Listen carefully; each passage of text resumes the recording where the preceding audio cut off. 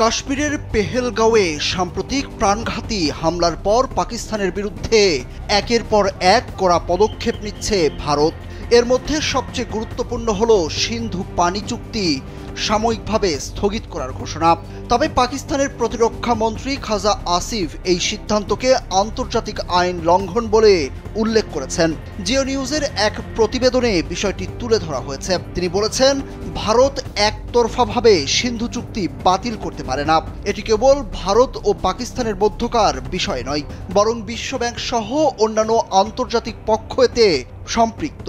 বুধবার জিও নিউজের টকশোতে অংশ নিয়ে খাজা আসিফ বলেন, ভারত যদি অভ্যন্তরীণ রাজনৈতিক চাপ থেকে এমন সিদ্ধান্ত নেয় তাহলে পাকিস্তানও প্রয়োজন অনুযায়ী উপযুক্ত জবাব দিতে প্রস্তুত রয়েছে।